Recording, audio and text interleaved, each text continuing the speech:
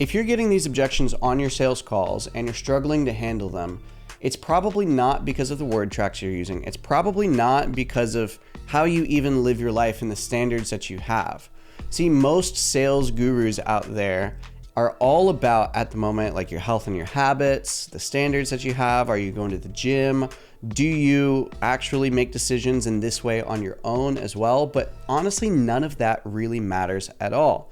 You've probably seen a salesperson who makes more than you do, but has the lowest shit standards in their life. They don't go to the gym, they don't eat healthy, they don't go and make decisions quickly, they don't invest into themselves. So what is it that actually changes this? So if you feel like you're falling short personally and somewhere in your sales process, I want you to just go ahead and call it out down in the comments below, because the first step to really changing this is just understanding where you are personally cutting yourself short, all right?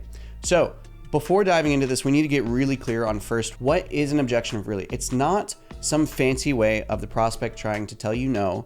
It's not a limiting belief, and it's usually not even some level of fear or discomfort or stepping outside of their comfort zone or anything like that. An objection at its core level is an energetic discrepancy between the energy somebody needs to have in order to move forward versus the energy that they currently have.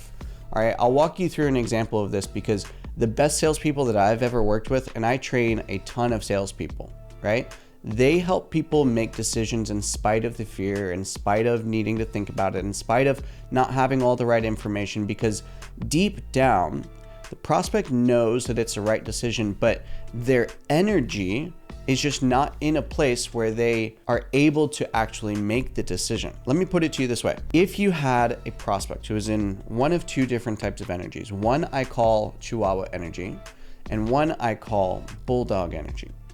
Chihuahua energy is externalizing decision making. It's wanting to have all the information before making a decision. It's prioritizing preparation over taking the actual action. It's speaking in second and third person instead of first person.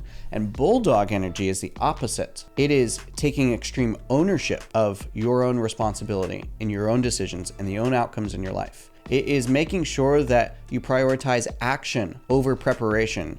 Even if you don't have all the right information, even if you know things could go wrong, it's taking action in spite of the risk, in spite of the lack of preparation, in spite of the lack of information. And it's speaking in first person and living your life in front of your eyes so that you are in the driver's seat of your own life, versus Chihuahua energy is the opposite, right? You are not in the driver's seat. You are a passenger in the vehicle that is driving through the course of your life. So here's the key.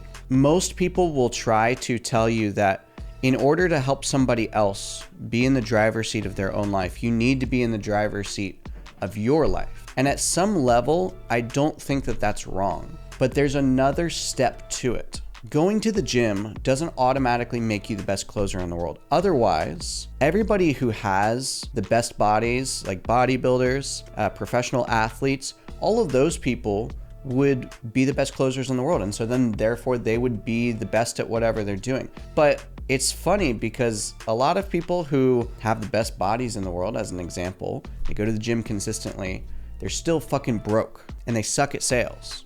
So just going to the gym, just having standards for yourself, just making decisions in a way that aligns with how you expect prospects to make decisions does not mean that you will be better at sales. It does not mean that you will be better at handling objections, right? So what are we supposed to do here? And this brings me to my second main point. This is why most people struggle. So I'll break it down to you with a simple example. Imagine two closers, all right? They're on the same offer, selling the same packages at the same price, using the same script. One closer hears the objection of it's not the right time and backs off. They schedule a follow-up, and then the prospect cancels the follow-up or ghosts the follow-up. Ever had that happen? Why does this happen? Because this closer has no bullshit radar. They aren't sensing the energy behind the prospect's words. They don't challenge the fear because they avoid fear in their own life too. But even a step further than that, because they avoid the fear in their own life, they live their life with a certain energetic state that is not where it needs to be in order to help somebody shift their energetic state. Think about it this way. If you believe that the quality of food that you eat affects your life in some way, your energy, the longevity, whatever, and you don't eat quality food, there is something that happens inside your brain that says, oh, this person, like on the outside, right? Separate your brain from yourself for a second. Your brain is basically saying, oh, this, shell that I'm in does not actually value eating quality food, even though they see that quality food will change the trajectory of their life in terms of their energy and their longevity. And so then because of that, the brain is going to operate in a completely different way. You're going to be a completely different person than, let's take version number 2 of yourself, version 2.0, where you believe that higher quality food will give you more energy and more longevity in your life, and you want those things. And so therefore you choose to eat that food consistently. And I guarantee that that person is going to be able to handle objections better than the first person 10 times out of 10. But then let's take like my grandpa as an example, ate McDonald's most of his life. And like he's still around. He is still kicking. He's debatably in better shape than like most people my age that I know. But why? Because he doesn't give a shit about the quality of food that he eats. He doesn't believe that it actually changes things. What he believes is that this changes things. And so if you don't believe that the standards are actually going to be helpful for you in terms of closing deals, then you don't have to hold up these fucking standards in your life because you don't actually believe that they matter. However, if you do believe that they matter and you choose not to uphold them, that is what will sabotage you 100% of the time. I guarantee it. I've seen this time and time and time again. Inside of the Sales Dojo, my sales training program, like we go through this all the freaking time.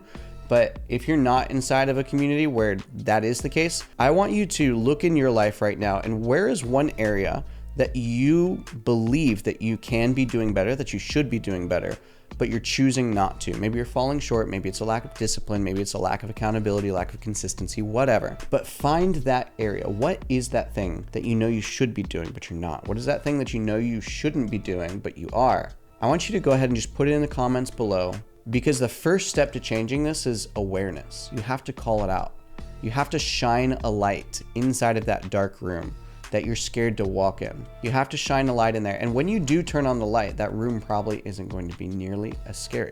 Shine a light on it. Put it down in the comments below. What are you struggling with? And then off the back of that, that is the very first step, right? That's the difference between somebody who is a script reader versus a leader, right? This leadership starts right here, right now. It doesn't start on Monday. It doesn't start on January 1st. It starts right now. All right. Now, point number 3, this is what you need to do now that you have actually brought awareness to the place where you are lacking. You want to get better at handling objections. Yes. You want to stop looking at and like trying to find better scripts and ways to handle objections. And you want to actually start raising that standard for yourself. Find the areas that you've been avoiding, right? Easy ones that I see all the time, and even I myself have struggled with, is the gym, diet, having uncomfortable conversations with people, maybe an investment that you've been hesitating on. Maybe you know that you want to get help with your sales skills, but you've been waiting on that. Whatever you're avoiding right now will eventually hurt you on your calls because you're aware of it. And that's the problem with most things. See, everybody says that it's a lack of standards that you have in your life, but I say that that is completely wrong.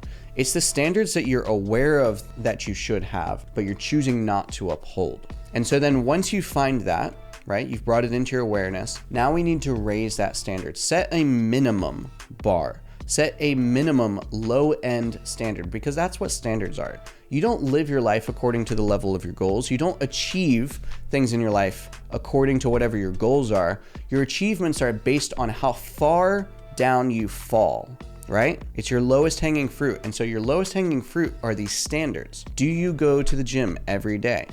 Do you eat healthy every day? Do you have the uncomfortable conversation right there, right then, every time? Do you actually wait to invest into yourself until it is a comfortable decision?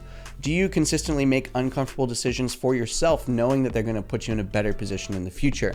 These are the standards, the minimum viable decision that you make. is your standard. Stop living a delusional life where you believe that you're going to achieve all the goals in your life, because you're not. But what you will achieve is the level of your standards. So raise your standards, bring awareness to them, raise them, and then start making the decisions that fall in line with those things.